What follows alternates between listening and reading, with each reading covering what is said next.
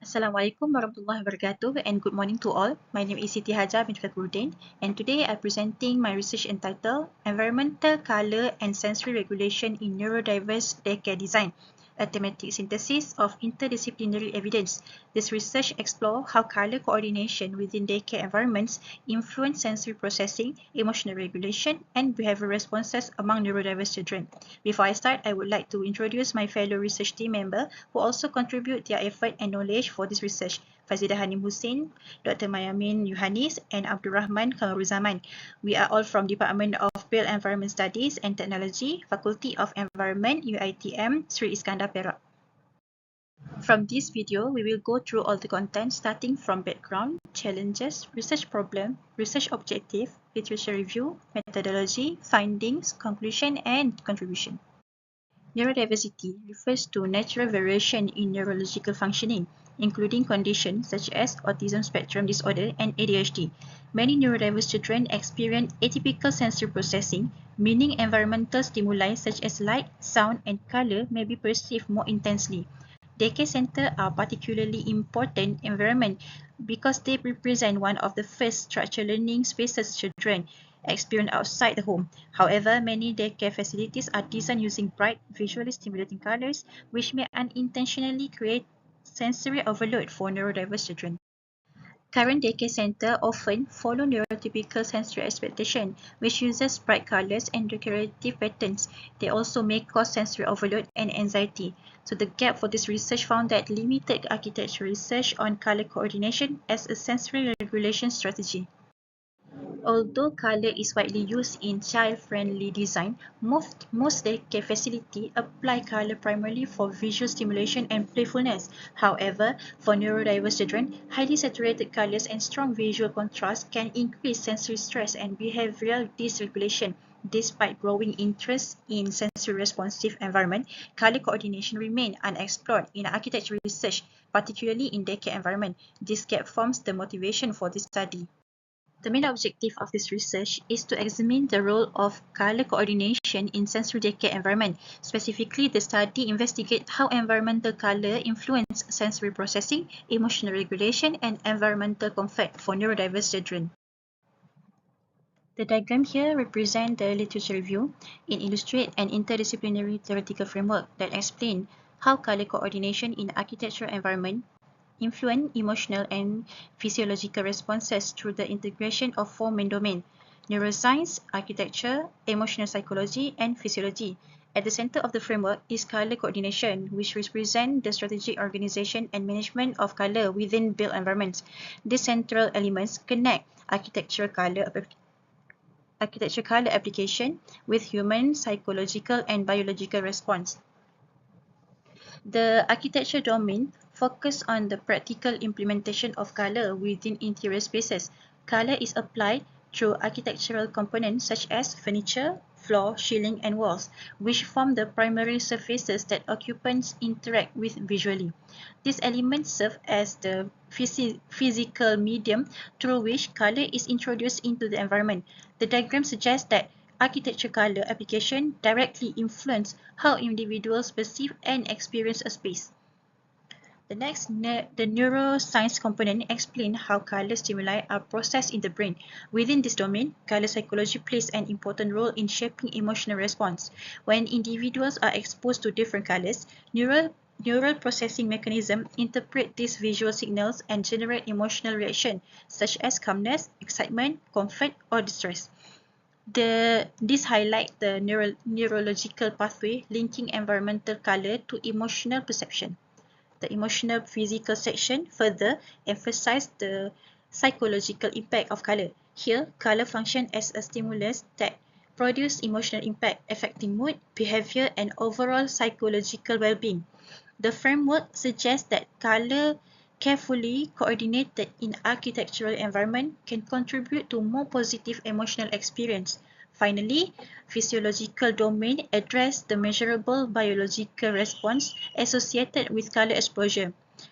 Color perception can trigger physiological reactions such as changes in heart rate, indicating variation in stress level, arousal, and relaxation. This physiological response demonstrates that color influence not only emotional perception but also physical state. Overall, the diagram shows that color coordination is architecture is a multidisciplinary design strategy integrating insight from neuroscience, psychological, and physiological to create environments that support emotional comfort and human well-being.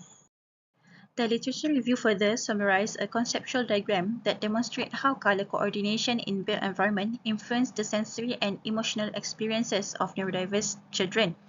The diagram begins with color coordination, which acts as the primary environmental design input. Coordinated colors in architectural spaces provide visual sensory input, which is processed through the visual system and influence the body autonomic nervous system response. This response determines how individuals physiologically react to environmental stimuli, including feelings of calmness, stress, or comfort. From this stage, three key regulatory pathways emerge: sensory modulation, emotional regulation, and environmental comfort. Sensory modulation refers to the ability to manage and balance sensory stimuli in the environment. Effective color coordination supports stimulus control and sensory balance, helping reduce excessive visual stimulation that may overwhelm neurodiverse children. Emotional regulation is another outcome, where appropriate color environment contribute to mood stability and anxiety reduction, promoting calmer psychological state. At the same time, color design affect environmental comfort, which relates to how users perceive spatial quality and inclusiveness within a space. Environmental comfort further contribute to improve spatial quality and inclusive design, ensuring that environments are accessible and supportive for diverse sensory needs. This interconnected process ultimately leads to the final outcome of the framework, which is enhancing the well-being and inclusiveness of neurodiverse children. Overall, the diagram demonstrates how thoughtful color coordination can function as a sensory regulatory design strategy within inclusive architectural environment. This research adopts a systematic literature review approach. The study follows the PRISMA methodology, which provides a structured process for identifying, screening, and analyzing relevant research. For major databases, we use Scopus, Web of Science, Google Scholar, and ScienceDirect. These sources ensure a broad interdisciplinary perspective covering architecture, environmental psychology, and neurodiversity research. The initial search produced 112 records from the four databases, but after removing duplicates, 87 articles remain for screening. From these, 45 full-text articles were evaluated, and finally, 28 studies were included in the systematic synthesis. These studies form the basis for analyzing how environmental color influences sensory experience in neurodiverse environments. The table on the current slide summarizes the 5 key themes identified from the thematic synthesis of literature examining the relationship between environmental color and sensory regulation in spaces designed for neurodiverse children, and outline 5 interconnected themes. Through thematic synthesis, 5 major themes were identified, which are color and sensory modulation, color preference and emotional regulation, environmental comfort, spatial orientation, and inclusive and therapeutic sensory environment. These themes explain how color coordination influences sensory and behavioral outcomes. They include sensory modulation, emotional regulation, environmental comfort, spatial orientation, and therapeutic sensory environment. Each theme links specific environmental color characteristics such as low saturation palettes, cool tone, visual coherence, and color zoning with sensory regulation mechanism, including reduced visual stimulation, stabilized emotional response, and enhanced spatial cognition. This mechanism leads to positive outcome for neurodiverse children, such as reduced anxiety, improved attention, greater environmental comfort, and increased independence within built environments. The table also identifies supporting studies from interdisciplinary research in architecture, environmental psychology, and neurodiversity studies that reinforce this finding. Overall, the table demonstrates how coordinated color strategies can contribute to sensory balance, emotional stability, and inclusive environmental design in their care and learning environment for neurodiverse children. Next, this table shows the relationship between color coordination characteristics and the emotional responses observed among neurodiverse children in built environment. It categorized different color types and their visual characteristics to illustrate how environmental color influences emotional regulation and sensory experience. So the first category highlight cool tone color with low saturation, which are associated with positive emotional responses such as calmness and emotional stability. This color reduce visual intensity and provide a more soothing environment, helping neurodiverse children maintain a balanced emotional state. The table also identifies muted colors and coordinated palette as effective design strategy for promoting emotional comfort. When colors are harmonized within an interior environment, they create visual coherence that reduce anxiety and enhance the sense of safety and comfort. In contrast, the table indicates that high saturation colors and strong contrast may trigger negative emotional reaction. Such visually intense color combinations can lead to agitation and emotional dysregulation due to increased sensory stimulation. The finding of this research shown that, on neurodevelopmental perspective, many neurodiverse children, particularly those with autism, experience heightened sensitivity to sensory stimuli. Environmental factors such as color intensity and strong visual contrast can therefore have amplified perceptual effect. Kolo et al. 2025. Visual complex environments may increase cognitive load and emotional stress. From the environmental psychology insight, visually coherent environment help reduce perceptual complexity and support attention regulation. Visually fragmented environments may increase distraction and cognitive fatigue. Zhou and Fang, 2024. Color coordination helps regulate sensory experiences by simplifying visual information and improving environmental predictability. The color integration with sensory design suggested that color strategies should be integrated within a broader multisensory design framework rather than applied independently. Therapeutic environment for autistic children often combine restrained color palettes, controlled lighting, and acoustic management to achieve balanced sensory condition. Liddell, 2025. The implication of inclusive design highlighted color coordination can support spatial organization and environmental understanding through clear visual cues, while coordinated color environment can reduce participation barriers and promote independence among neurodiverse children. When applied systematically, colors become functional design tools that enhance accessibility, well-being, and engagement in a daycare environments. The study proposes a conceptual framework linking environmental color with behavioral outcomes. Environmental color characteristics such as hue, saturation, and contrast influence visual sensory processing.